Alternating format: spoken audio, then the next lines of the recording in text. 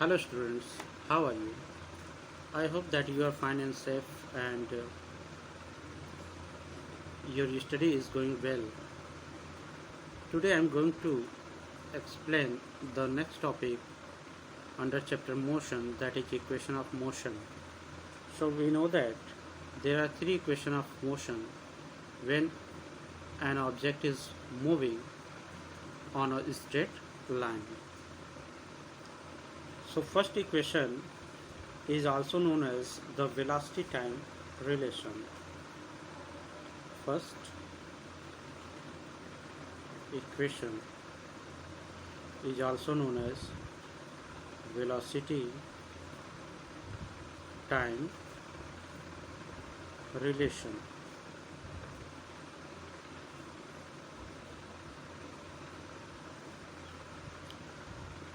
Suppose कोई object जो है एक स्ट्रेट लाइन पे यूनिफॉर्मली जो है मूव कर रहा है, ठीक है।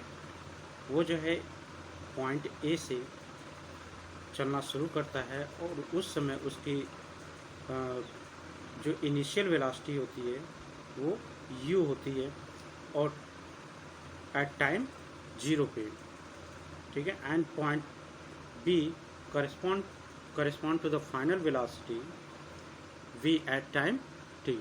इट मीन्स कि जब वो a पोजीशन पे होता है तो उस समय टाइम जो है 0 होता है और उसकी इनिशियल वेलोसिटी जो है u होती है, और जैसे वो b पॉइंट पे पहुंचता है उसकी वेलोसिटी जो फाइनल वेलोसिटी होती है वो v हो जाती है, और जो a से b तक जो डिस्टेंस कवर करने में लगा समय होता है वो कितना होता है, t होता है, ठीक है। तो यहाँ पे हम एक ग्राफ बनाएंगे जो कि वेलोसिटी और टाइम को रिप्रेजेंट करेगा। It's x axis, it's y axis, its origin. x axis पे हम टाइम को रिप्रेजेंट करेंगे, y एक्सिस पे हम वेलोसिटी को रिप्रेजेंट करेंगे, ठीक है।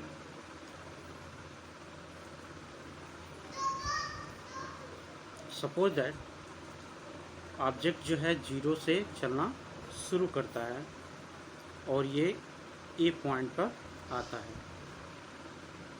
ए पॉइंट से वो डिस्टेंस कवर करता है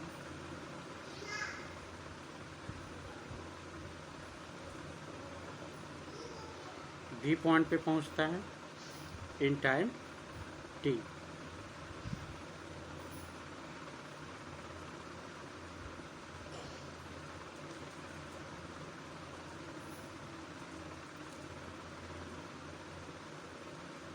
यहाँ तक सी जो टाइम कवर किया गया है वो टी समय तक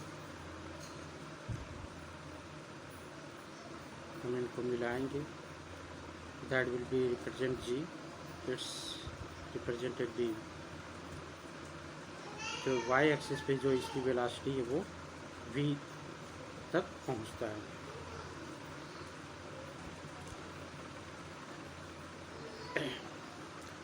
अब हम यहाँ पे जो है हम परपेंडिकुलर ड्रा करेंगे लाइन BC इस पे, जहाँ पॉइंट B से, एंड BD y एक्सिस पे, एंड द वेलोसिटी एक्सिस, ये वेलोसिटी एक्सिस और टाइम एक्सिस दोनों पे या एक्स एक्सिस पे दोनों पे जो है हम परपेंडिकुलर ड्रा करेंगे।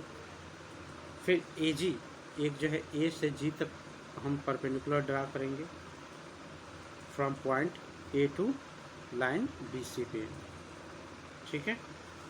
तो नाउ फ्रॉम ग्राफ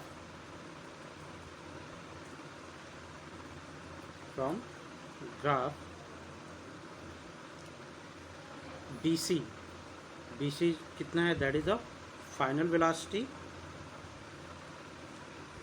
ये जो है अगर ये वेलोसिटी है तो ये भी क्या होगा, वेलोसिटी ही होगा, यानी कि ये अगर v है तो ये भी कितना होगा, BC भी v होगा, यानी कि फाइनल वेलोसिटी होगा। AO यानी कि AO या OA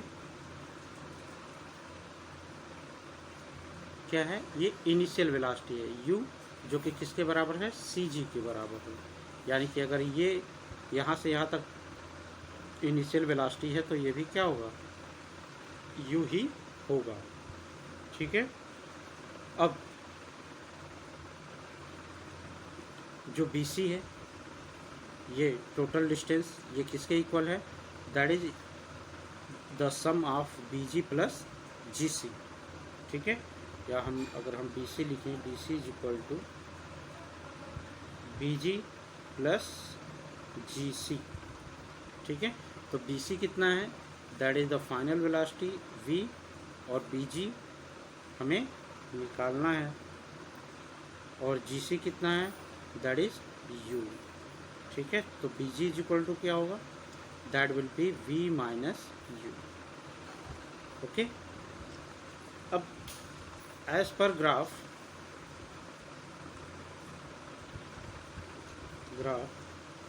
uniform acceleration of the object क्या होगा, uniform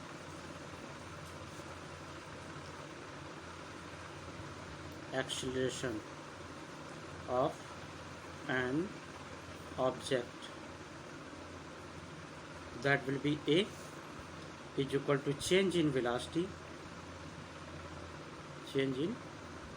velocity upon time taken।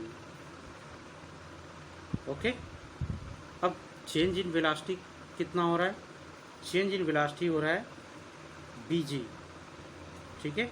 जो कि यहाँ पे हमने फाइंड आउट किया है, और टाइम टेकन कितना जो है टाइम लिया जा रहा है, दैट इज़ ए टू जी। यानी कि यहाँ से यहाँ तक टाइम जो है इसके द्वारा लिया जा रहा है।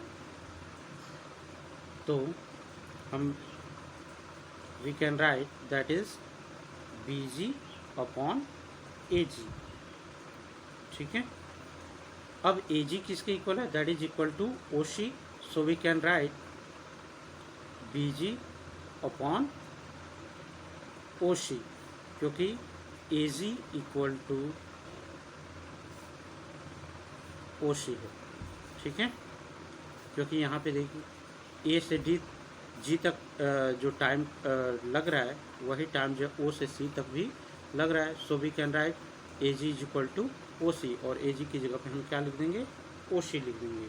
ठीक है।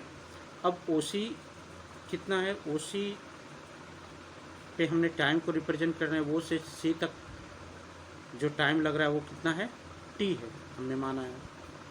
फिर इसके पहले हमने बी जी निकाला है, B G is equal to V minus U. ठीक है। So now putting this value in this formula, so we get a is equal to change in velocity v minus u upon oc t, or we can write at is equal to v minus u, or v is equal to u plus at। u को हम जो है इधर transfer कर देंगे, so we will get v is equal to u plus at, which is the first equation of motion by graphical method, which show the relation between velocity and time। ठीक है। Here v is the final velocity, u is the initial velocity, a is acceleration, and t is time taken। So I hope that you have understood this topic. Thanks।